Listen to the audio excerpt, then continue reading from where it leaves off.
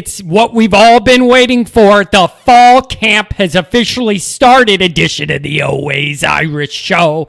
As always, thank you for joining me. If you haven't yet, hit subscribe on YouTube. I do appreciate it. And if you approve of the video content when it's over, go back and give it a thumbs up. That helps me as well. On Twitter, search bar Always Irish or at JKZND4. Emails alwaysirishnd@gmail.com.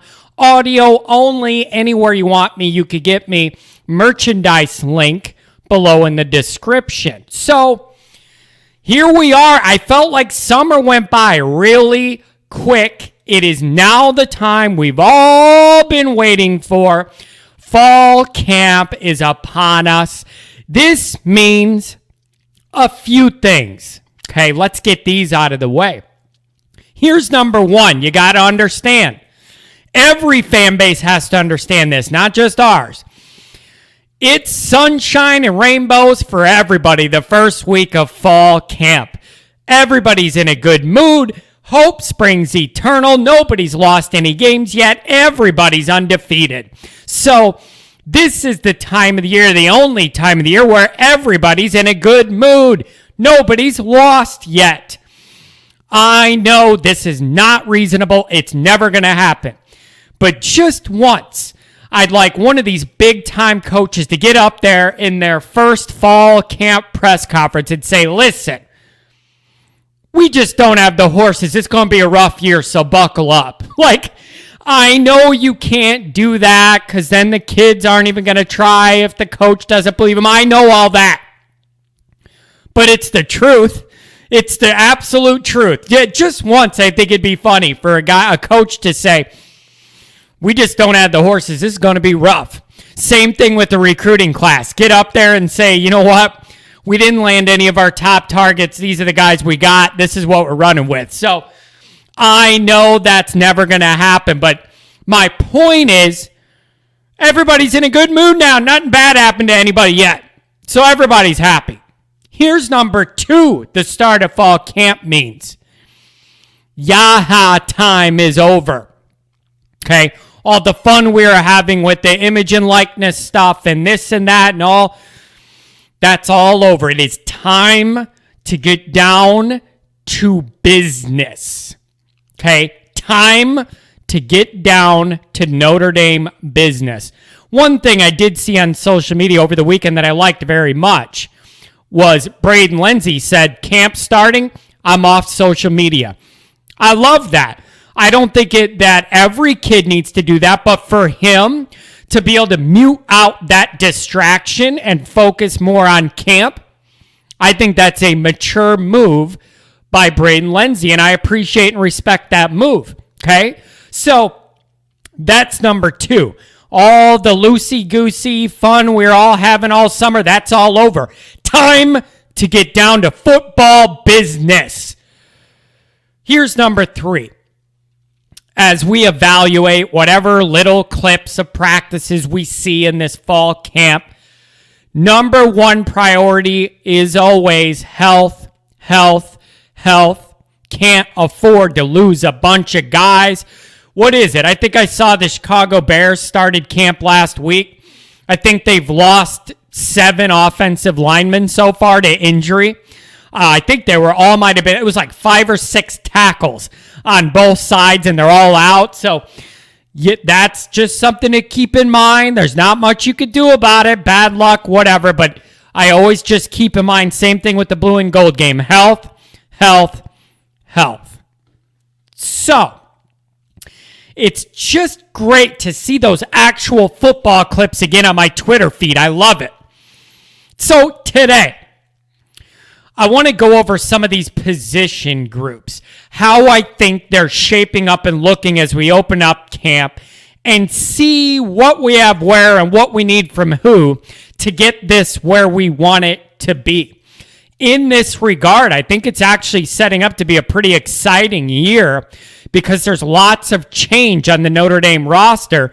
Now, some of that change could be good change, some of it's bad change. I don't know yet. But it's definitely exciting as far as things you're looking for. For instance, the new quarterback, How different is the new offense going to look? What's Marcus Freeman's defense going to present compared to Clark Lee defense? All those kinds of things are interesting, and I can't wait to learn the answer along with you guys. But before we get into that, we have more good recruiting news to go over. As I call him, Freeway CJ Williams picks Notre Dame. 4-star wide receiver out of Mater Dei, California. That's a big breeding ground for college football talent, Mater Dei is, and has been for a very long time. Held an offer from Nick Saban in Alabama. Add him to Merriweather's 6'4" frame and Amorion Walker, who Saban also offered. And I feel a lot better about this position group than I have in a long time in terms of what it looks like down the road in the future. Here's the thing. Marcus Freeman's going to recruit at an elite level. The only way that changes if Notre Dame puts the clamps on him in some way behind the scenes, okay? Other than that, he's going to do what he's going to do. I love seeing the offense pick up a couple of big victories on the recruiting trail lately. That excites me a great deal. So, with that all done, let's get into some of these position groups, how I think it's going to lay out, and what we need from who. Let's get into it. Okay, so we may as well start on the offensive side of the football. Let's look at the quarterback position. Okay, it's clear to me in case there's an injury, it seems like Jack Cohn's going to be the starter. His role is super interesting to me. His job, as I see it, is to win every game this year, obviously, while also getting this plane off the ground for the future new look offense. He is in many ways a steward of this to what we want it to be. He's building an efficient bridge from where we are to where we want to end up with this new look offense. Here's how I look at this. Jack Cohn is not a runner the way Ian Book was. How many third downs and fourth downs? Oh, he's running around, nothing's open, then he runs and gets first down or a touchdown. That is one of the things Ian Book was best at, was those improvisation plays with his legs when things break down. You're not going to get much of that from Jack Cohn. So, how do I look at this calculation? Here's how I look at it. Cohn's going to be a minus in the run game, but hopefully a plus in the passing game, the way I saw Ian Book being the reverse of that. A plus with his legs, and at best neutral with his arm compared to the best guys in the country. So what do you want out of that? Like when you add all these ingredients together and the trade-off that Cohn's going to be a much more polished downfield passer, not as much of a runner, is this going to end up with about equal output to Ian Book, but just filling up the stat sheet in a different way, where Books was more efficient on the ground and Cohn's going to be through the air? Or are we going to end up ahead or behind compared to the overall production you've been used to from Mr. Ian Book? That's what I'm looking at here, and I don't quite know how it's going to shape out. And the other thing to consider is this equation is not all just on Cohn. These wide receivers we're going to get to have to make moves. The offensive line has to give him time to be a deep passer. So I realize that it isn't just Jack Cohn here, but he is the quarterback. And so if we're not going with one of the younger guys with high-end potential that's going to be here for another 3 to 4 years, I need to see this deep passing game make me say, yes, it's worth it to use Cohn for a year and not get these younger guys ready to go into the horseshoe week 1 in 2022. If we're not going that path, he's got to be pretty darn good. So they need to open this offense up and let Cohn do what he's best at. Okay? So I don't know what to expect. We're entering the cone zone, and I just don't know whether it's going to make you moan or groan. So we're just going to have to see. A lot of moving pieces. I'm very, very interested in this. Offensive line. If Fisher and Spindler both play a lot as freshmen, how they play will have a huge impact on how much and how fast we could get this new offense off the ground and running. I expect Fisher to start, probably not Spindler, but if they both play a lot, how those guys get acclimated as youngsters is going to have a lot to say about how this goes and how quickly you can implement this new offense you want to run. Patterson's going back to center. Lug better stay healthy. I'm worried about what happens behind him. I've gone over this before. This offensive line, you have no choice. Whoever you line up there, wherever you want to put him, Kane Madden, I know he's going to start, whatever. It's just got to be good enough that it doesn't hold back anything they want to do on offense. You cannot just start saying, we can't run this, scrap it. We can't run this, scrap it. We don't have the time, scrap it. Then you're accomplishing nothing. If you cannot implement what you want this offense to look like long term, because the offensive line can't handle it, that retards the progress of the entire program. And after a dozen years of this coaching regime, I'm not here for that. I have no patience for that. My hairline can't afford it. My blood pressure can't afford it. I know you're sick of hearing it, but the offensive line has to be ready right away in Tallahassee, or this is going to be a struggle bus all year. All year. Running back room. Quite frankly, I think this is the biggest strength of the offense, and it's pretty clear to me. I love all of our guys because they are all each good at something a little different than the other one. When blended together as a group, they complement each other super well. Kyron, that's your main dude. You know that. Tyree, you know what he offers you. They just have to find more innovative ways to get the ball in that kid's hands. I said it last year. I'll say it again. He needs to be running more passing routes. Get him in a soft spot in his zone, get him the ball, and let athleticism handle everything else after that. If you could actually block it right, Tyree would be a great candidate to get a lot of little swing passes and screen passes if you can block it right. Big if. Then you have Sebo, kind of your bulldozer, on the 1 yard line type guy. I love all that. Then you already know what you're going to get out of those guys. Like, you know their traits, what they offer. But what I'm also excited about, maybe it won't come through this year because we have the guys I just mentioned. Diggs and Estime are very different and exciting and both have a lot of potential. I'm really excited to see what both of those guys are going to do in this room as well. Estime looks like a cyborg made in a lab. It is unbelievable how jacked that dude is. He looks like a 35-year-old power lifter as a freshman. So scary looking from him. And I quite frankly love to see it. So I feel that running back room is probably the most established strength of the offense as we sit today. I want to see their roles expanded, and I want to see some more creativity in how to get these guys their reps, their balls, and see what you can do.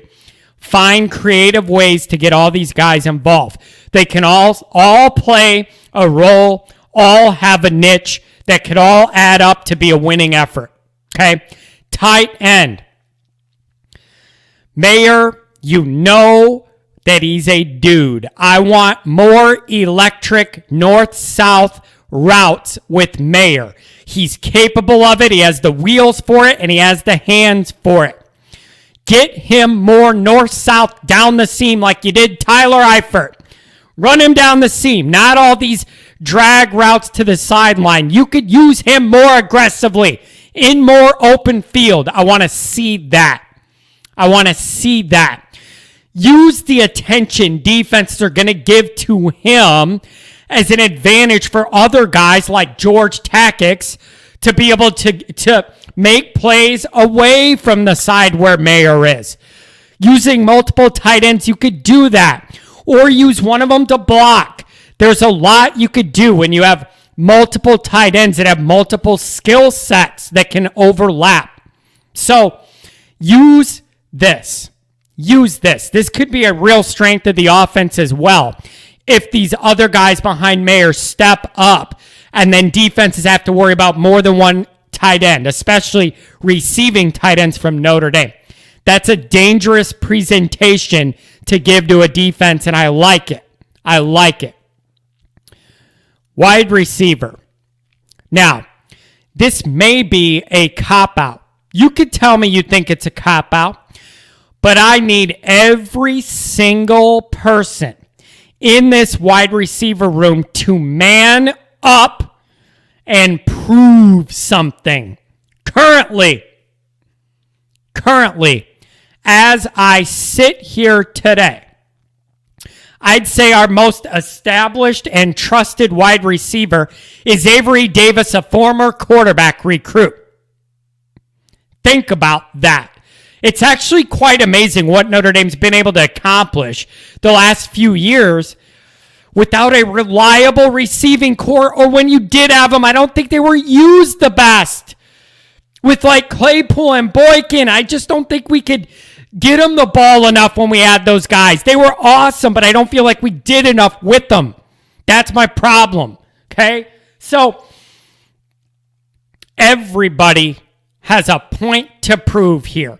Wilkins, Austin 316, Watts, Keys, Lindsey, all of them should have a big chip on their shoulder. They all have a lot to prove to everybody this year. And these guys have to be excited just about the notion that the offense is planning to look differently, be more aggressive, and get them in the mix more. That's got to excite you as a player, knowing that they're going to try and focus on getting you the ball more. That should raise everybody's excitement and level of play. So I'm excited to see that. Here's the other thing, though, too.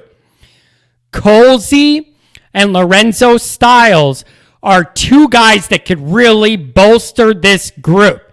Step up, make plays in fall camp. Go ahead and earn yourself some snaps. I am looking at Styles being involved in this offense at special teams day one. I want to see it, and I need to see it. So, big time pressure on this group. They all have something to prove individually and in totality. Switching over to the defensive side of the ball, here's how I look at this, and I mean this genuinely. The defensive side of the ball has been Notre Dame's program strength since their run started in 2017 of having these solid seasons all in a row. I need to see them turn what's already a strength into even a bigger strength. That's what I want to see out of this defense. On the big end, you got Nana, MTA.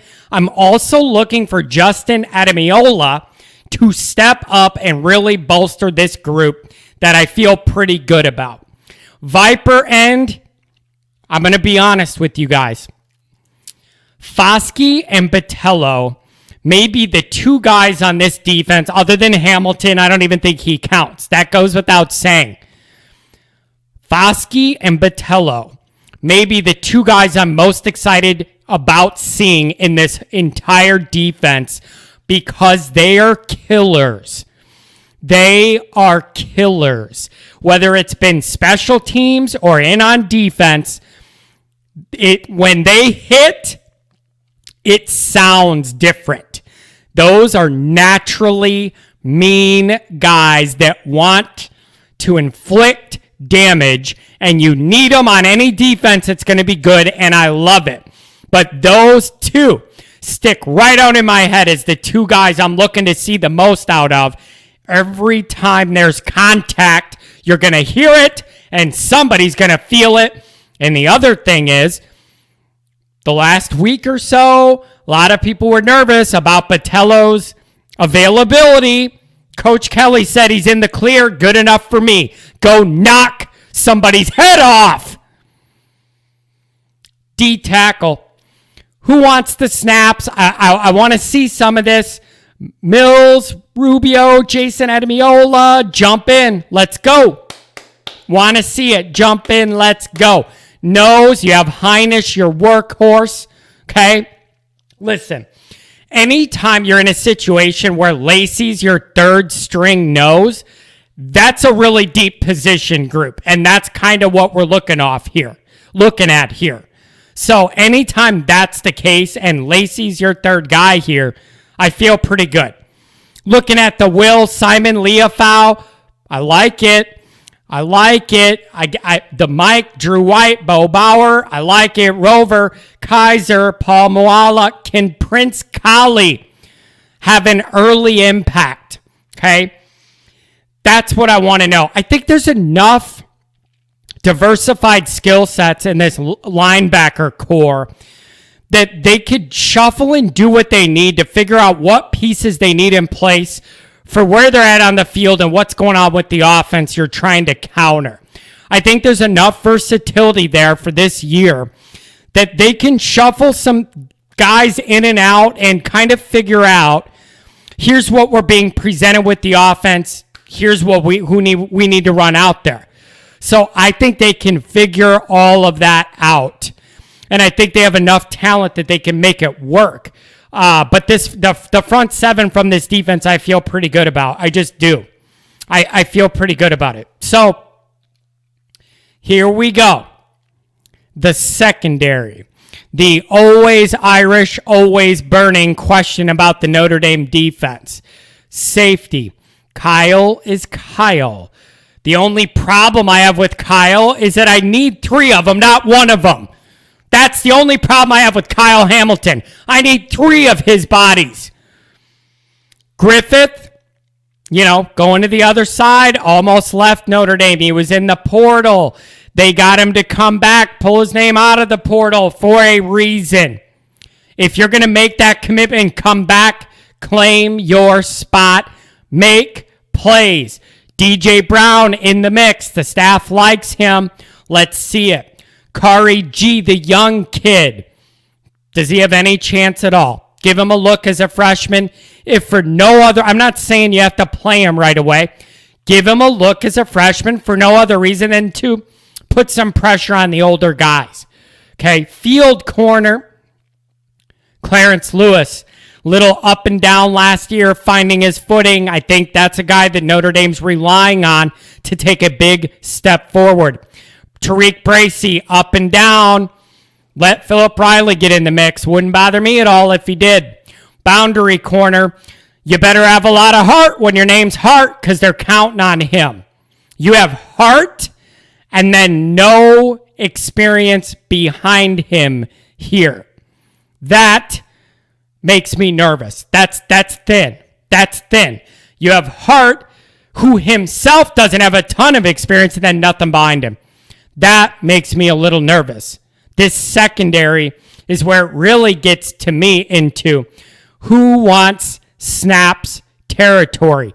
I'm open to anybody that makes plays on the football and doesn't get torched.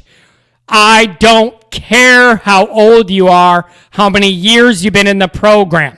If you're a ball hawk and you make plays and you're physical, give these guys a chance.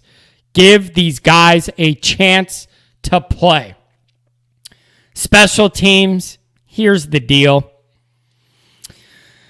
Matt Salerno, you are out. You are not receiving. I'm not even going to say returning punts because he doesn't return them. He just catches them. Out.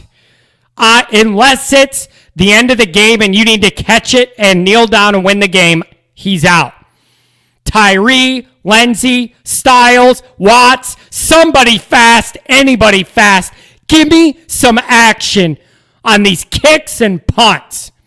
I'm sick of us not trying to gain an edge in special teams. Unless it's the end of the game, Matt Salerno is out. Put guys back there that are going to put pressure on a defense and flip the field. So, that's what I wanted to go over today. That's kind of where I think we're at. If you see something different or guys I didn't mention that should be in the mix, let me know.